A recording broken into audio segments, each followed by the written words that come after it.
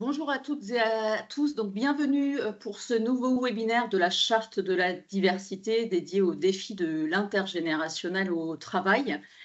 Nous sommes ensemble jusqu'à 9h45 donc pour un webinaire donc dédié à ce sujet de comment faire travailler au mieux les générations, jusqu'à 4 générations dans le monde du travail.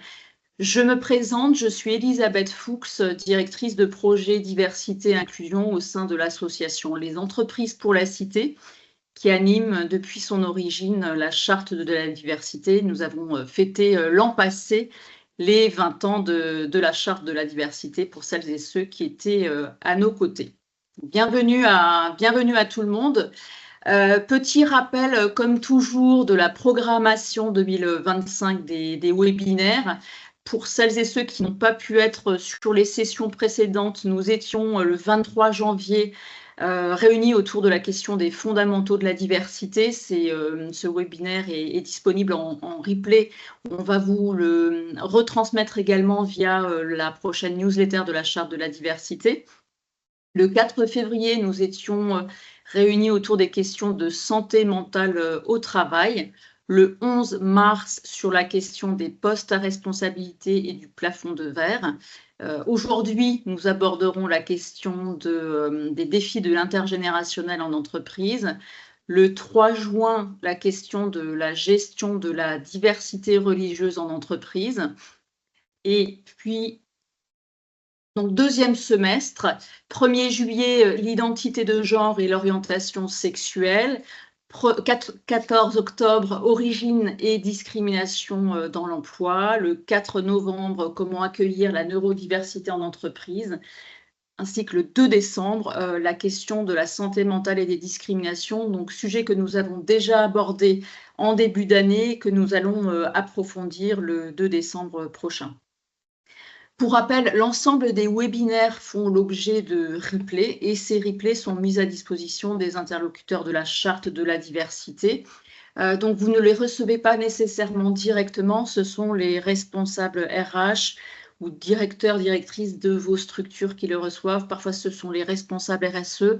Donc, nous l'adressons jusqu'à 3 interlocuteurs par organisation signataire. Les webinaires sont accompagnés également de fiches pratiques synthétisant l'ensemble des éléments communiqués à l'occasion des webinaires.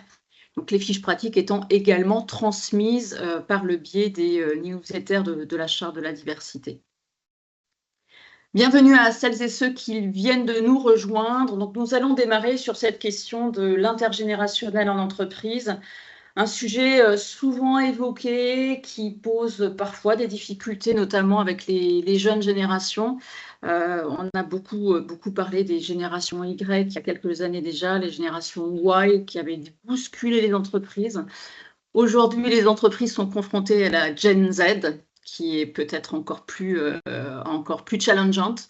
Donc, nous allons voir un petit peu comment tout ça fonctionne et comment les générations plus anciennes, plus âgées, notamment les baby boomers, parfois des late baby boomers comme on les appelle, qui sont encore dans l'entreprise, et puis les générations X gèrent tout ça, et sachant que pour certains d'entre vous, vous avez déjà accueilli des alphas. Nous allons voir qui sont les alphas, les plus jeunes, nés en 2010 et ensuite, qui ont pu arriver chez vous déjà dans le cadre des stages de troisième. Donc, on parle de 4 générations d'entreprise, mais jusqu'à 5 générations pour ceux qui ont fait le grand écart entre des baby boomers et les alphas 2010 arrivés dans vos entreprises tout récemment. Alors, état des lieux, de quoi on parle, on va un petit peu définir les différentes générations. Une petite citation pour démarrer. Il y en a beaucoup. J'aime beaucoup celle de George Orwell qui disait « Chaque génération se croit plus intelligente que la précédente et plus sage que la suivante ». On a toujours ce sentiment que les jeunes bousculent, que les jeunes sont impertinents, que les jeunes sont pressés. On est toujours le jeune de quelqu'un et puis ensuite on bascule de l'autre côté. Et l'idée ici, c'est de prendre un peu de mesure, un peu de hauteur et d'essayer de comprendre le mieux possible comment fonctionnent et comment ont été façonnées les différentes générations. Au programme de notre webinaire, donc quelques définitions, génération intergénérationnelle au travail, de quoi on parle. Nous allons reparler de stéréotypes également, de stéréotypes générationnels dont on affuble souvent les seniors ou les jeunes, hein, ceux qui sont aux extrêmes de ces pyramides des générations, les défis et enjeux du management intergénérationnel, quels sont les challenges auxquels sont confrontées les entreprises, et puis les bonnes pratiques pour favoriser la coopération entre générations. Comment faire pour tout bien articuler et que tout fonctionne efficacement? Alors, quelques définitions pour démarrer, de quoi on parle lorsqu'on parle d'intergénérationnel et de génération. On a tous un âge. Il se trouve que notre âge change tout au long de notre vie, de la naissance jusqu'à la fin, hein, avec une espérance de vie pour les femmes de 85 ans actuellement en France. Elle est un petit peu moins pour les hommes, elle est autour de 80 pour les hommes. Donc l'âge évolue. En revanche, notre génération, la génération de notre naissance n'évolue pas. Nous sommes tous d'une certaine génération et nous appartenons à cette génération tout au long de notre vie. Quelques images là qui vous permettent un peu de vous positionner. Alors, on n'en a pas 4, on en promettait 4, en réalité on en a 5, puisque les alphas, les 2010, sont déjà là. Ils sont sur notre image en habit de sport. Alors, vous les voyez souvent en doudoune noire, on les côtoie beaucoup dans le cadre de nos programmes Innovavenir aux entreprises pour la cité. Voilà, donc le sweat capuche qui les caractérise pour les plus jeunes. Et puis de l'autre côté du spectre, les baby boomers. Alors on parle de late baby boomers, puisque les plus anciens sont bien entendu déjà à la retraite. Mais ceux qui sont nés, on va dire, en fin de tranche baby boomer, sont encore dans les entreprises. Et puis, eh bien, il se trouve que l'âge de la retraite évoluant, eh bien, ils voient effectivement leur départ retardé. Et donc, vous avez encore des late baby boomers dans les entreprises qui ont entre 61, 64 ans pour ceux qui attendent la retraite. Certains ont jusqu'à 70 ans. Vous pouvez travailler encore à 70 ans. Je vois des remarques dans la conversation. Certains ne voient pas le partage. Est-ce possible? Est-ce que tout le monde voit le partage? Oui? D'accord. Donc merci pour vos retours. Donc ça ne concerne que quelques-uns. Voyez peut-être de votre côté si vous avez des problèmes avec la caméra. Merci pour les pouces levés, c'est rassurant. Donc, je vais poursuivre. On parlait de l'évolution de l'âge de la retraite. Donc, vous avez des 61, 64 ans dans l'entreprise qui voient cet âge de la retraite fluctuer. On peut travailler dans l'entreprise jusqu'à 70 ans. À 70 ans, un directeur, un patron, une patronne peut dire à son collaborateur, il est temps que tu partes, et peut l'obliger à partir à 70 ans. Mais on peut aussi rester, si l'employeur est d'accord, au-delà de 70 ans. On a pu le voir dans des entreprises. On a connu ça dans certains centres d'appel avec lesquels on travaille, où lorsque les directions sont convaincues de l'apport générationnel de chacun et que les employés ont envie de travailler, eh bien, il n'y a pas de raison de ne pas travailler si tout le monde est d'accord. Donc, vous avez parfois des late baby boomers encore dans l'entreprise et pour lesquels ça se passe très bien. Ensuite, génération X, hein, les 65 nés entre 1965 et 79, ils ont actuellement entre 46 et 60 ans. Et oui, le temps passe et les générations X, qui à l'époque étaient plutôt dans la tranche d'âge du milieu, aujourd'hui ont presque basculé intégralement du côté des seniors, comme on les appelle. On verra un peu plus précisément cette question des seniors et de l'âge. Au centre, la génération Y, les millennials. Ils avaient été qualifiés millennials puisqu'ils basculaient dans le nouveau millénaire dans les années 2000. Y en anglais, souvent pour le pourquoi. C'était ceux qui, à l'époque, avaient beaucoup bousculé les entreprises, avaient fait beaucoup couler d'encre. Le Y symbolisait aussi les écouteurs, génération baladeur, génération écouteur. Et eux aussi ont grandi. Ils ont aujourd'hui entre 31 et 45 ans. Vient ensuite la génération Z.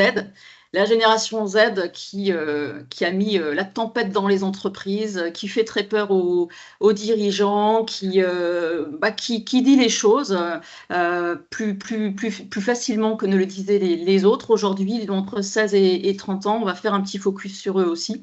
Et puis les alphas dont on a déjà parlé, nés entre 2010 jusqu'à 2024, les 15 ans et moins, que vous allez voir progressivement arriver dans vos entreprises. Donc, comme on l'a évoqué, certains sont déjà venus dans le cadre de leur stage de troisième. Donc, eh bien, notre génération, on appartient tous à une génération tout au long de notre vie. En revanche, notre âge fluctue et on va tous devenir de plus en plus âgés. La génération va nous qualifier puisque c'est par ça que nous avons grandi et que se sont construits nos référentiels et nos valeurs. Donc, un ensemble de générations, enfin un ensemble d'individus va être dans une cohorte générationnelle, une génération. Ils sont tous nés dans un espace de temps similaire et partagent un ensemble de valeurs constituées à plus ou moins sur une échelle de plus ou moins 20 ans. Typiquement, moi, je vais être de la génération X, Goldorak. Si je parle de Goldorak à un alpha, a priori, ça ne va absolument pas lui parler. On a un héritage culturel, un héritage à l'époque télévisuel, d'ailleurs, que les jeunes alphas vont pas forcément avoir. Ils vont plus parler d'influenceurs et de Squeezie. Donc, chacun ses références, chacun ses moteurs, et ça, c'est quelque chose qui va nous caractériser ensuite tout au long de notre vie. Les effets de génération vont être analysés à des fins statistiques. L'objectif, c'était surtout d'en faire quelque chose en termes de marketing. Vous avez des marketeurs qui s'y intéressent beaucoup, notamment parce qu'ils souhaitent vendre des produits, comprendre un petit peu les leviers de vente et comprendre les canaux de diffusion, de communication et d'achat. L'intergénérationnel, c'est ce qui va désigner cette coexistence, cette collaboration et cette interaction entre les différentes générations au sein des organisations. Et c'est l'approche intergénérationnelle aussi qui va nous intéresser aujourd'hui, et notamment ce qui peut coincer. Pourquoi certaines générations peuvent avoir des difficultés à travailler avec d'autres? Pourquoi est-ce qu'on peut avoir dans des entreprises parfois des conflits qui vont apparaître? Alors, vous avez ici une synthèse, un slide un peu dense en termes de contenu qui présente en fait les différentes valeurs attribuées. Alors tout ça, c'est bien sûr une synthèse, c'est très général, ça ne va pas s'intéresser spécifiquement à chaque individu, mais c'est une façon un peu marketing de caractériser ou de catégoriser les différentes générations par rapport à des valeurs, par rapport à des modes de consommation, par rapport à des façons de communiquer ou des médias par lesquels les différentes générations vont s'informer, par rapport à des attentes relatives aux marques qu'ils vont acheter, par rapport aussi à des attentes par rapport à la technologie.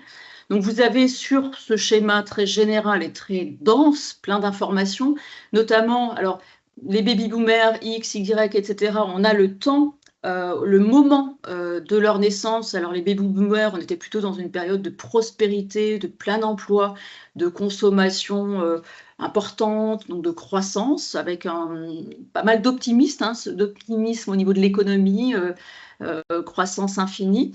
La génération Y est arrivée ensuite dans un climat économique de mondialisation, avec aussi des premières restructurations d'entreprises. Certains ont vu leurs parents au chômage, donc du coup une certaine réserve qui a commencé à s'inscrire dans la relation à l'entreprise.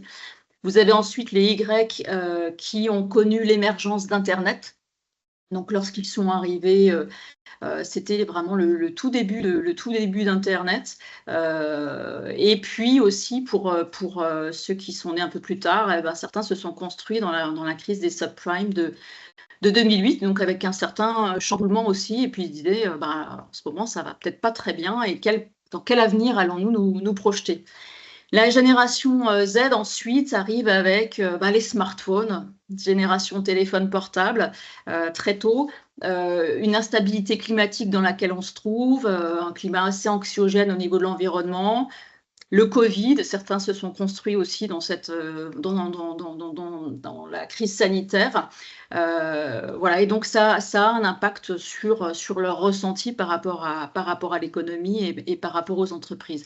Et les alphas, les alphas qui se construisent aussi dans un monde très, très, très, très mouvant, très changeant, et dans lequel ils vont avoir à s'adapter comme tout le monde.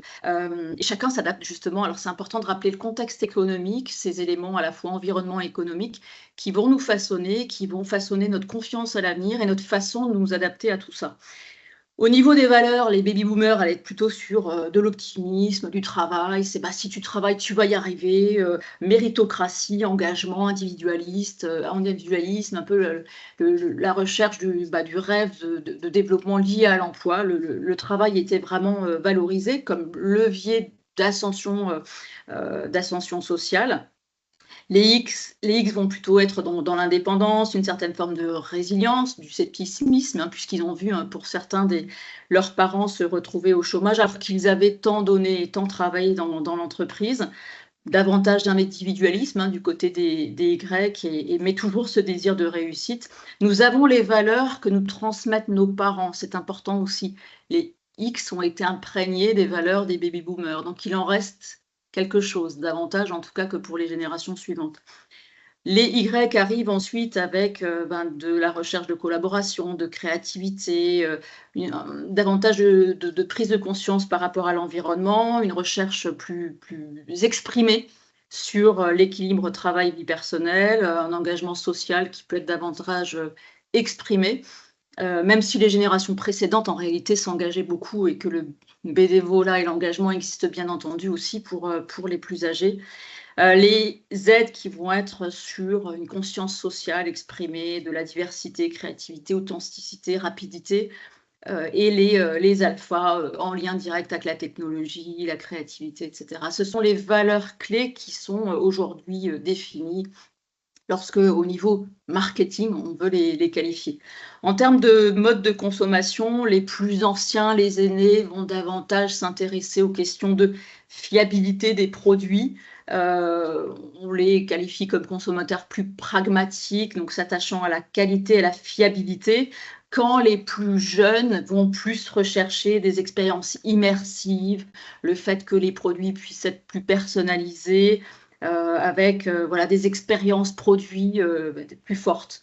En termes de médias, les baby-boomers vont être encore ceux qui vont regarder la télé, Génération X peut-être aussi encore, le journal de 20h, à l'époque la grand-messe. Aujourd'hui, si vous avez des alphas à la maison, je vous mets au défi de les mettre devant la télévision à 20h pour regarder le journal télévisé. Généralement, ils vont être davantage sur YouTube en train de regarder des médias proposés par des influenceurs, ou sur Instagram ou sur d'autres plateformes, outils TikTok, Snapchat, etc. A priori, je vois des pouce-up, a priori la télévision va devoir s'adapter. On en parle d'ailleurs avec les entreprises avec lesquelles on travaille dans les médias, voir comment basculer un peu de ce temps de grand-messe partagé à une consommation plus individuelle. Ça a des incidences aussi très importantes sur le vivre ensemble, puisque chacun regarde des médias différents et donc va chercher des informations très différentes, et nous n'avons plus ce temps collectif de partage sur des informations communiquées à tout ça. Beaucoup d'importance aussi sur la façon dont chacun perçoit aujourd'hui les informations. Sur les marques, attentes par rapport aux marques, les plus anciens recherchaient toujours qualité, une expérience, donc étaient prêts à payer un prix très important parce qu'il y avait une qualité et donc la certitude que le produit allait tenir sur la durée. Dans les recherches, dans les plus récents, on va davantage être sur de la personnalisation produit. Parfois, le prix va primer davantage, même si parfois, il faut en acheter deux plutôt qu'un parce que ce sera moins solide. Et concernant la technologie, alors il est dit, mais évidemment tout ça est à considérer par rapport à chaque individu, que les plus anciens, les aînés, préfèrent les échanges en face à face plutôt que le full digital et les interactions en ligne, quand il semblerait que les plus jeunes aient parfois des difficultés à répondre au téléphone et que ça peut être angoissant pour eux, le téléphone qui sonne, parce qu'ils préfèrent faire un rapide message par SMS, WhatsApp ou Snapchat. Donc des habitudes de communication différentes dont il faut quand même avoir conscience et qu'il faut prendre en considération, notamment si vous êtes amené à travailler avec des baby-boomers qui, pour eux, vont bien aimer les notes écrites très détaillées et précises, quand les plus jeunes vont se dire « bon, tu m'envoies tout ça par Snapchat, SMS ou d'autres modes de communication et ça va très bien ». Alors, je viens de généraliser parce que les marketeurs, à un moment donné, par rapport à leurs clients et par rapport à leur cible, doivent bien généraliser, mais gardons-nous de ces stéréotypes et chaque individu reste spécifique, quelle que soit sa génération. On va aller dans ce sujet des stéréotypes qui nous est cher aux entreprises, pour la citer, à la charte de la diversité, parce qu'il faut quand même rester un petit peu prudent et c'est un point important lorsqu'on parle de management intergénérationnel. Alors, pour ceux qui ont déjà suivi un certain nombre de webinaires, vous le savez, les stéréotypes, c'est mettre les gens dans des cases. Vous connaissez la phrase affichée là, les stéréotypes sont des croyances, des idées partagées sur des groupes de personnes. Ça va être des traits de comportement qu'on va attribuer aux personnes, sur leurs valeurs, leur apparence physique, les traits psychologiques, intellectuels, moraux, etc., etc. Souvent, ce sont les phrases « les trois petits points sont »,« les jeunes sont », en retard. Les jeunes sont paresseux. Je vais vous dire des choses comme ça, là, ce sont des stéréotypes très négatifs. Ou alors on peut dire les seniors sont impliqués dans le travail. Ceci est un stéréotype. Tous les seniors ne sont pas impliqués, tous les jeunes ne sont pas paresseux ou en retard, et nous allons bien sûr débunker tous ces stéréotypes. C'est l'objectif, c'est de dire, voilà, toutes les personnes relevant d'une génération ne sont pas forcément tout à fait représentatives de cette génération, et il est beaucoup plus important de s'intéresser à la spécificité de chaque individu que de mettre les gens dans les cases. Cela étant, les stéréotypes sont un mécanisme naturel et normal. Notre cerveau, vous le savez, a besoin de simplifier les choses de manière à générer à parvenir à gérer la complexité du monde auquel nous sommes confrontés. Un senior peut avoir ce stéréotype que voilà, le jeune va arriver en retard, parce qu'il est en retard, il ne va pas être impliqué dans son travail, etc. Alors qu'en fait, le jeune va peut-être travailler de façon différente et n'aura pas les mêmes façons de fonctionner. Donc, point de vigilance. Alors, vous avez ici les principaux préjugés dont sont victimes les seniors et les jeunes. On est souvent sur les deux échelles, hein, à la fois les plus anciens et les plus jeunes. Les plus anciens ont souffrent de cette image de péremption. Alors, vous avez l'APEC qui avait fait une très belle campagne avec des salariés périmés avec cette image. Vous pensez effectivement que je suis périmé, plus de 50 ans. A priori, on ne va pas te recruter, malheureusement. Moins de 50, on prend. Plus de 50, on ne prend pas. Parfois, les DRH en sont même à 45 ans. Donc, ça arrive très, très vite. Et puis, vous avez des campagnes aussi qui, à l'inverse, vont essayer de déjouer ces stéréotypes. Là, une campagne avec « Stop les préjugés »,« Non, les plus anciens ne sont pas forcément déconnectés ou mal à l'aise avec les outils de communication ». D'ailleurs, j'aime bien rappeler que effectivement, les plus jeunes utilisent les smartphones, mais à un moment donné, ceux qui ont conçu les smartphones, c'était quand même bien souvent des baby-boomers ou de la génération X. Mais en réalité, tous ces appareils et Internet et les outils digitaux avaient quand même été conçus par cette génération de baby-boomers. Donc c'est un peu rapide que de dire ils ne savent pas utiliser le produit qu'ils ont eux-mêmes conçu. Ceci étant, donc, on dit que les seniors ont une faible adaptation aux nouvelles technologies, un temps de restant avant la retraite, on se dit « Ah bah oui, mais lui, il a déjà 55 ans, finalement, il est proche de la retraite, il ne doit penser qu'à la retraite », alors qu'en réalité, la personne de 55 ans va encore devoir travailler pendant 9 ans. Un stéréotype aussi sur l'état de santé, plus fragile, sur son coût pour l'entreprise, qui est un vrai frein, hein. Souvent, on se dit une personne senior va coûter cher. Alors que les études montrent que la personne qui en réalité a connu le chômage un certain temps est prêt à revoir son niveau de rémunération, et ce qui est important, c'est de reprendre l'activité professionnelle avant tout. Certains seniors aussi souffrent d'une image d'excès de compétences et donc de difficultés à gérer par rapport à un poste. Peut-être qu'ils se disent parfois, ben, le senior, je ne vais pas le prendre parce que potentiellement il va s'ennuyer dans son poste, ou bien on ne va pas réussir à le canaliser. Et puis, difficulté d'intégration dans les équipes plus jeunes. Parfois, bah oui, si nous, on n'a que des Gen Z, les deux générations ne vont pas réussir à se comprendre. Également, préjugés dont sont victimes les jeunes. Alors ça, c'est un sujet qui a toujours existé. Vous avez là une photo d'interview d'une jeune femme dans les années 75. C'était FR3, hein, je ne vais pas dire France 3. Je ne dirais pas non plus France Télévisions, mais FR3 à l'époque, FR3 Limousin, 1975. Un journaliste s'adresse à une jeune femme qui semble avoir une quinzaine d'années ou un peu plus. On dit que les jeunes générations sont allergiques au travail. Quelle est votre opinion? Donc, à l'époque déjà, en 1975, le jeune avait cette image de ne pas vouloir forcément travailler, en tout cas, peut-être pas autant que ses parents. C'était déjà un stéréotype partagé. Vous avez à côté l'image d'un patron. Alors là, il se trouve que c'est un patron américain qui avait été interviewé et qui, lui, dit tranquillement, avec voilà, une certaine assurance, l'assurance de l'expérience, qu'il ne veut plus recruter de Gen Z, c'est trop compliqué pour lui, il ne va pas réussir à les gérer. Et puis à côté, vous avez Salomé Saké qui intervient énormément, donc journaliste, qui intervient énormément actuellement dans les médias et qui reprend et déconstruit, on va le voir plus tard, les stéréotypes dont souffrent les jeunes générations et spécifiquement la génération Z dont elle fait partie puisqu'elle est née en 1995. Les générations Z seraient narcissiques, individualistes, incultes, ils ont tous les torts. Et on va voir un peu plus précisément ce qui se passe avec cette génération.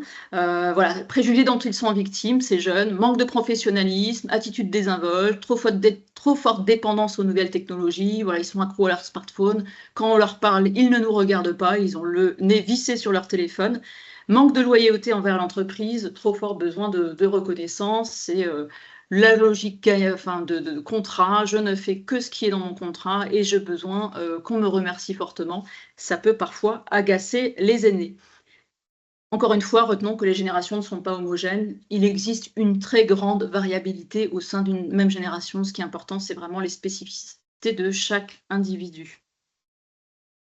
Au niveau des entreprises pour la cité et pour la charte de la diversité également, nous avions réalisé il y a quelques années déjà une étude qui s'intitulait « Stéréotypes et générations, comprendre et agir en entreprise » où on avait analysé spécifiquement les stéréotypes qu'avaient les managers sur les collaborateurs de leurs différentes équipes.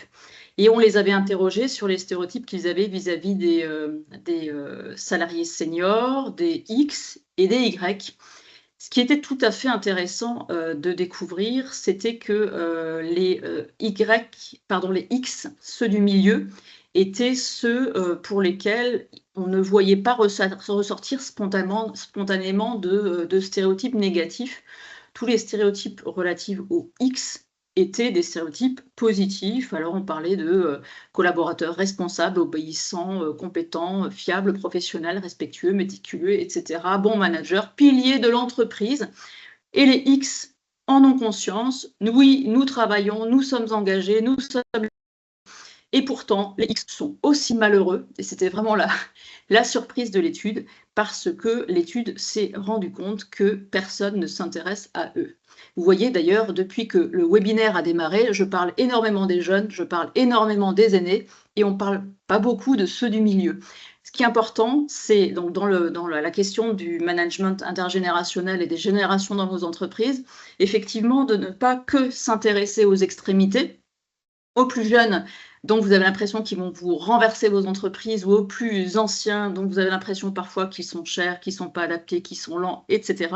Donc Pensez également, dans les politiques RH, à vous intéresser spécifiquement, aux silencieux, à ceux qui ne disent rien. Alors je vois que certains réagissent en applaudissant. Voilà, on a souvent au niveau de nos politiques RH, des politiques dédiées aux seniors ou aux plus jeunes, avec ce sentiment pour ceux qui sont au milieu, que personne ne s'occupe d'eux.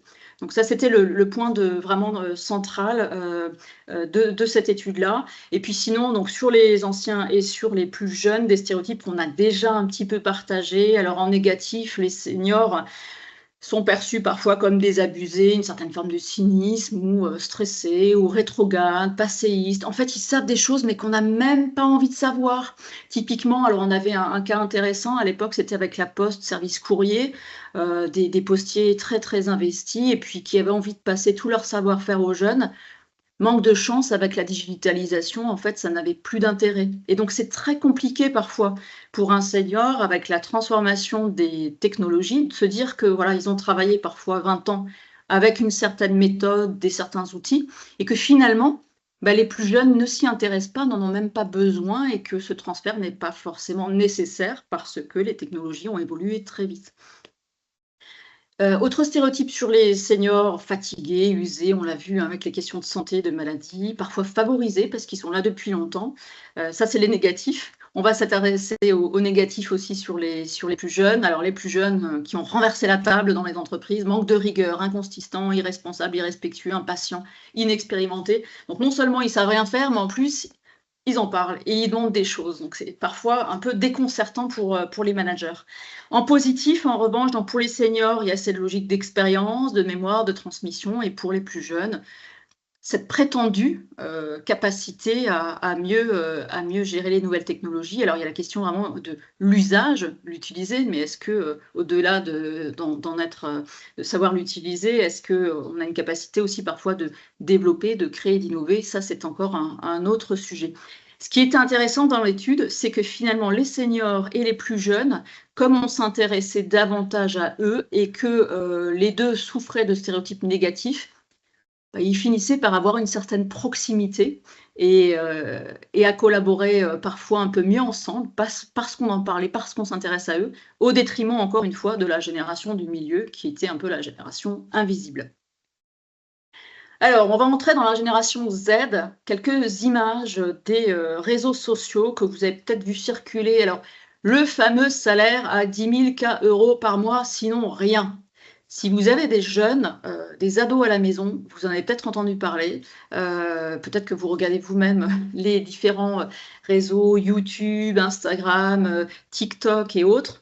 Les plus jeunes générations, les Gen Z, ont une relation à l'argent, différente de celle que les plus anciens ont pu avoir et parfois, un petit peu, qui semble un petit peu hors sol. Elle est liée finalement à, cette, exposition, assez forte à des influenceurs qui semblent avoir trouvé des solutions, miracles, pour, quitter les entreprises, se mettre à son compte en tant qu'entrepreneur et gagner beaucoup d'argent. Avec parfois une confusion entre, chiffre d'affaires, marge, niveau de rémunération et cetera. Il y a le côté, je suis un modèle pour toi, connecte-toi, paye souvent quelque chose et derrière, tu vas pouvoir gagner 10 K par mois, ce sera fantastique.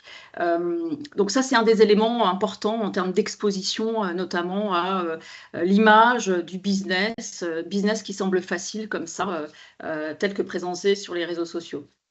Vous avez alors d'ailleurs un reportage très très bien fait qui s'intitule La génération anti-travail qui inquiète.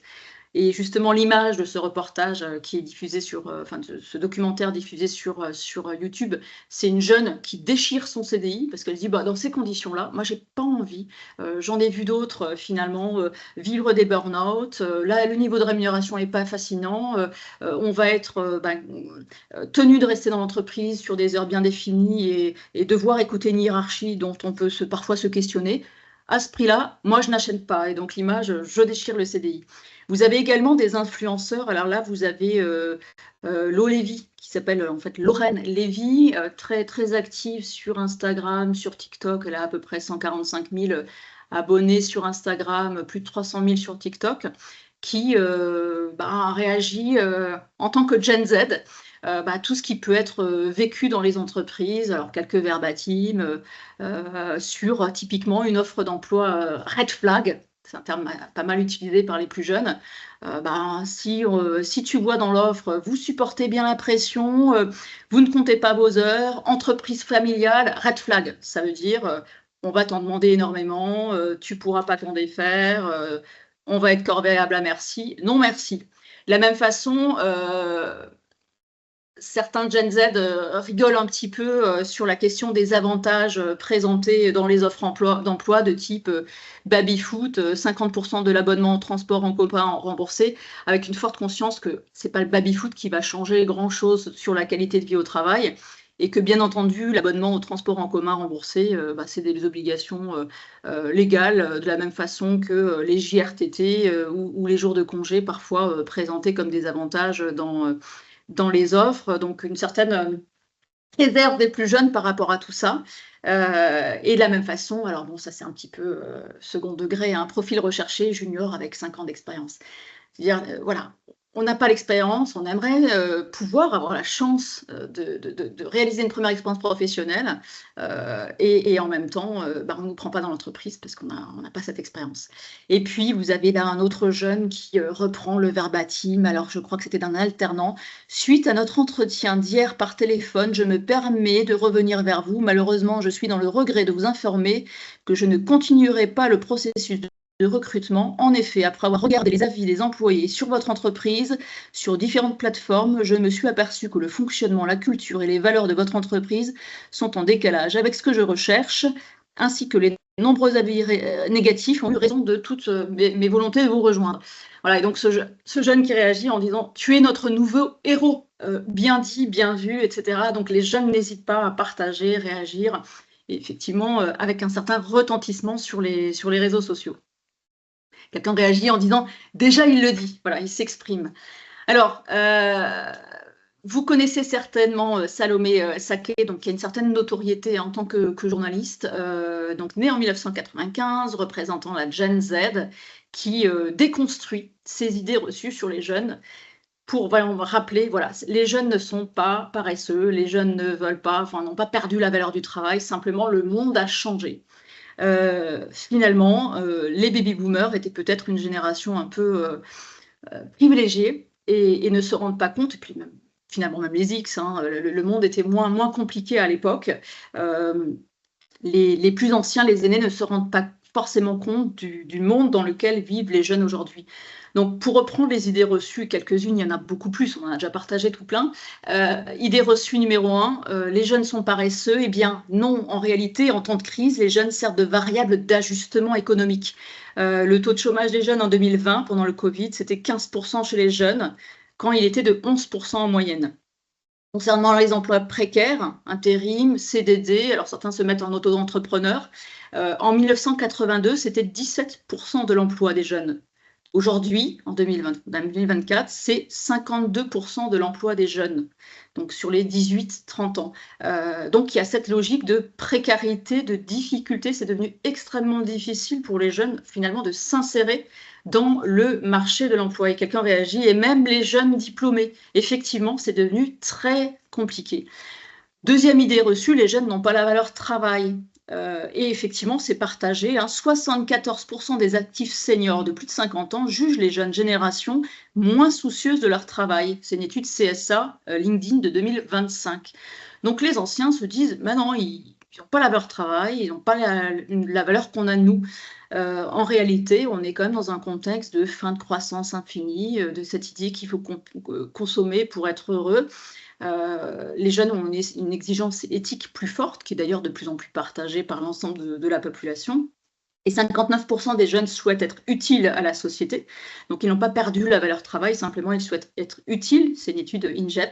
65% sont prêts à renoncer à un emploi qui ne correspondrait pas à des exigences environnementales. Donc, ils n'ont pas perdu la valeur du travail. Simplement, le contexte a changé et ils sont soucieux de faire au mieux dans un monde devenu très complexe.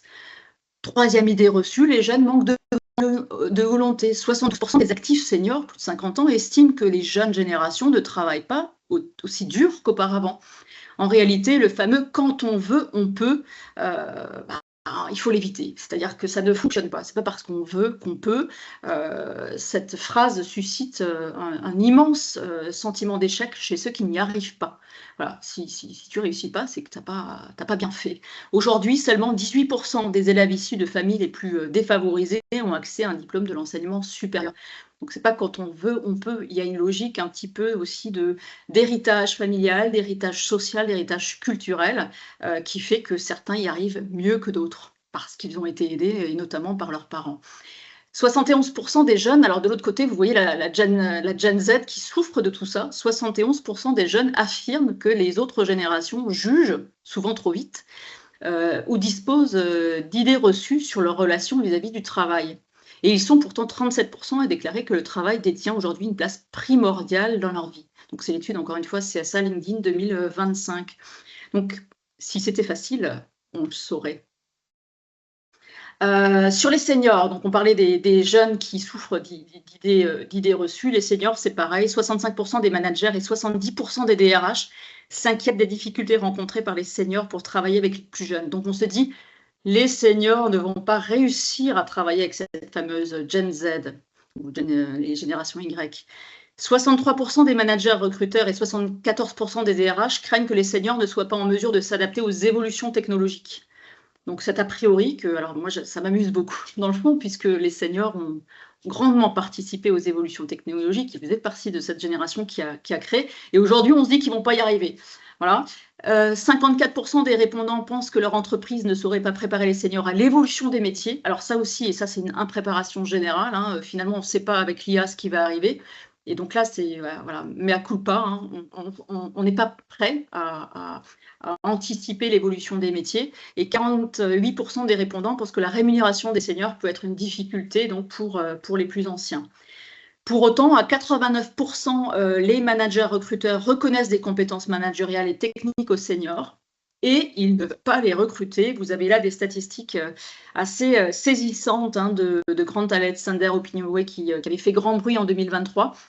45% des managers et 74% des DRH reconnaissent que leur direction, alors là c'est carrément une demande de plus haut, la direction leur a déjà donné comme consigne de privilégier les profils plutôt jeunes. Donc là on est sur de la discrimination directe, et c'est vraiment des statistiques qui ont été communiquées largement, et c'est assez saisissant. 32% et 68% 32% des managers et 68% des DRH ont déjà écarté d'emblée des candidatures de profils seniors. Donc c'est un tri vertical directement vers la poubelle. Et c'est tout à fait navrant. Stéréotypes et générations, alors ces stéréotypes, hein, les jeunes ne veulent plus bosser, les seniors sont has-been, et bien les conséquences des préjugés, ça va créer des malentendus en entreprise, des tensions intergénérationnelles, ça peut créer des jalousies, ouais mais toi tu y arrives, tu as été promu parce que tu fais partie de telle génération. Ça peut créer des prophéties autoréalisatrices. À force d'attribuer des caractéristiques à quelqu'un, on finit par y croire et s'y intégrer. Et donc rappelons-nous que chacun d'entre nous est bien le produit de notre époque. Baby boomer, époque de prospérité, plein emploi. Génération X, première restructuration, on l'a dit. Millennials, Internet, première crise de 2008. Gen Z, aujourd'hui, instabilité à tous les niveaux, hein, Covid, communication tout azimut par tous les médias, avec toute l'anxiété que ça peut générer. On attribue des caractères générationnels à des personnes, alors qu'en fait, les générations s'adaptent par rapport au contexte auquel ils sont confrontés. Donc, c'est important de se le rappeler. Nous avons au niveau des entreprises pour la cité, alors là, je ne vais pas pouvoir le faire parce que le temps avance, réaliser une... je ne vais pas pouvoir vous la montrer aujourd'hui, mais je vous enverrai le lien après le webinaire, un film d'animation qui reprend en fait de manière très synthétique ces stéréotypes générationnels et qui rappelle justement l'importance de s'en défaire lorsque notamment vous avez des décisions managériales à prendre. Et là, dans la vidéo d'animation, on parle notamment de promotion, et il se trouve que c'est un senior qui est promu. La vidéo en 3 minutes montre tous les stéréotypes que peuvent avoir les jeunes, et c'est très bien fait. Donc ça s'appelle 3615, bien cordialement, 3615 pour un rappel au Minitel. Alors, pour aller sur les défis et enjeux du management intergénérationnel, et on approche de la fin. Quelques points, eh bien, il s'agit de réinventer l'organisation du travail pour que tout le monde s'y sente bien, créer et maintenir un climat de travail positif, productif, pour que voilà, chacun s'y reconnaisse. Gérer le transfert des connaissances et anticiper les mutations notamment de l'emploi. Accompagner le développement des équipes, puisque chacun doit poursuivre sa formation, quel que soit le temps qu'il a pu passer dans l'entreprise et quel que soit son âge. Assurer l'engagement et la fidélisation aussi de tous, parce que chacun a besoin de se sentir reconnu et s'adapter aux nouvelles technologies. Une bonne gestion de l'intergénérationnel permet de stimuler l'innovation, renforcer la culture d'entreprise. Donc ça, c'est vraiment quelque chose qui a été prouvé, avéré. 70% des entreprises qui ont réussi à intégrer efficacement les différentes générations ont constaté une amélioration de leur productivité. En termes de bonnes pratiques, pour favoriser la coopération intergénérationnelle, vous avez toute une série d'exemples, toute une série de choses qui peuvent être réalisées. Ce qu'il faut se rappeler, je vais faire afficher les différents éléments. Rappelons-nous des différents obstacles qui peuvent être rencontrés. On a beaucoup parlé de stéréotypes et de différences intergénérationnelles. Parmi les obstacles, souvent, c'est le manque de temps. On n'a pas le temps forcément de comprendre ces différences, d'investiguer sur le pourquoi du comment, d'écouter ce que les uns et les autres ont à dire. Donc, c'est à un moment donné, poser le sujet, en faire un sujet d'entreprise, voir à quel niveau ça bloque, voir un petit peu la pyramide des âges aussi dans vos entreprises pour organiser ce travail conjoint. Vous avez parfois aussi la résistance culturelle, intergénérationnelle et ces préjugés qui existent et qui font que les gens n'ont pas forcément envie de travailler ensemble. On a parfois des facteurs psychologiques et émotionnels, cette peur d'être décalé, certains qui ne vont pas oser dire les choses. Un senior qui va se dire je pense certaines choses, mais je vais peut-être passer pour un OK boomer, donc je vais peut-être pas les dire. On va me dire que je suis claqué au sol, comme disent les plus jeunes. Donc voilà, parfois certains se taisent par peur d'être décalés. Vous avez aussi des différences de valeurs qui existent et qui vont générer des risques de conflits, on l'a vu, et donc ça fait partie de ces obstacles au dialogue intergénérationnel, et puis des barrières de communication, des modes de fonctionnement différents qui peuvent générer des malentendus.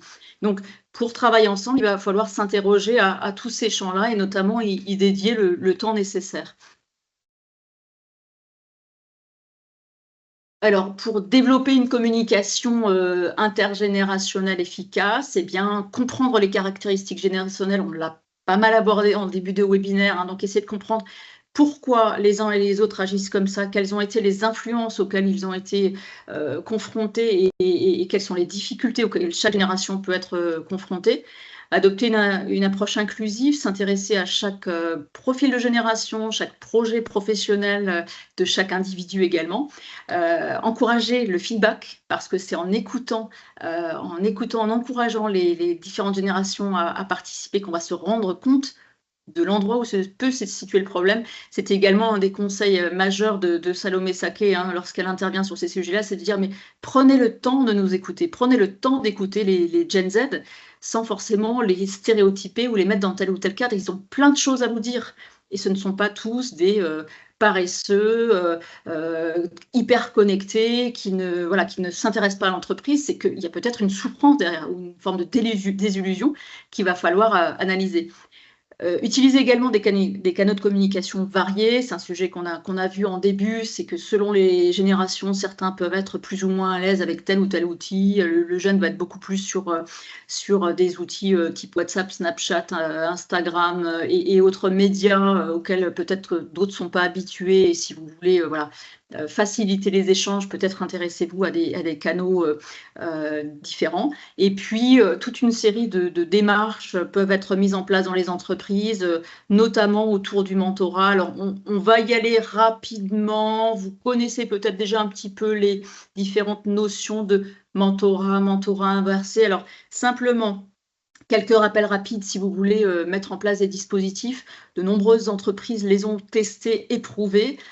Vous avez par exemple le mentorat qui peut être mis en place entre un senior et un plus jeune avec de l'apport d'expérience, donc sur la base du volontariat évidemment entre un junior qui souhaite se mettre en lien avec un mentor. L'idée c'est d'accélérer le développement professionnel des employés, favoriser la rétention des talents, puisque ça crée un lien spécifique entre un jeune et un senior, avec une culture d'entreprise qui va être partagée, et notamment sur toutes les façons de bien travailler dans l'entreprise ou de bien s'intégrer dans l'entreprise.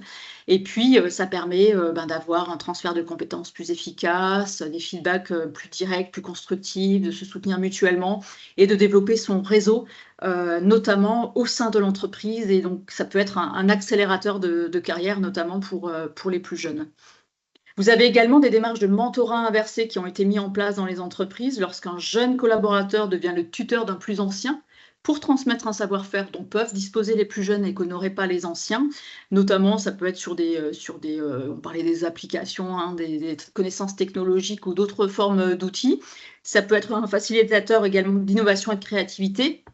Et ça permet aux plus jeunes, et ça c'est vraiment intéressant aussi, de développer des compétences, notamment en leadership, et de développer la confiance en soi, parce que le jeune va être obligé d'expliquer, de communiquer des choses auprès d'une personne qui n'a pas forcément la facilité de comprendre ou immédiatement dans quelle sphère on va se retrouver. Donc ça permet d'expliquer les choses et de tester sa capacité à expliquer.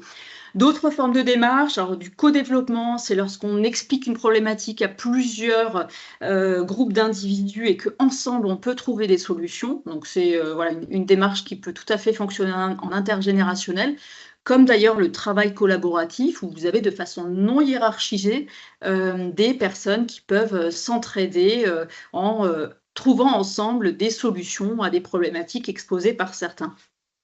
Toute une série aussi d'outils qui ont été mis en place ou de dispositifs mis en place par des entreprises. Alors, ce qui fonctionne pas mal, c'est le job sharing. Quand, d'ailleurs, une petite faute au niveau de l'écriture, share avec un H, sharing, c'est lorsque deux personnes partagent le même poste. Vous mettez un senior et un jeune avec une dizaine d'années de différence sur ce même poste, avec un peu une forme de vie ma vie, partage d'expérience et apport réciproque de méthodos, de modes de fonctionnement par rapport à un même poste occupé. Certaines entreprises avaient aussi testé les shadow comex, alors avec plus ou moins de succès. Finalement, ça n'a pas été forcément reconduit sur les années durant. C'était des comités un peu de direction constitués par des jeunes pour challenger les codires occupés par des personnes plus anciennes, avec plein d'idées, de suggestions, d'innovations proposées par les plus jeunes. On arrive au terme de ce webinaire. Quelques conseils sur la gestion des talents intergénérationnels. Alors, on l'a rappelé au début, hein, éviter les stéréotypes, favoriser l'équité, quelles que soient les générations, écouter les collaborateurs, quel que soit l'âge qu'ils ont, repenser l'organisation du travail. Une personne qui a été experte technique peut devenir formateur par la suite, ou un commercial peut être aussi associé à la stratégie digitale à venir de l'entreprise, puisqu'il a les compétences commerciales et qu'il a le vécu client.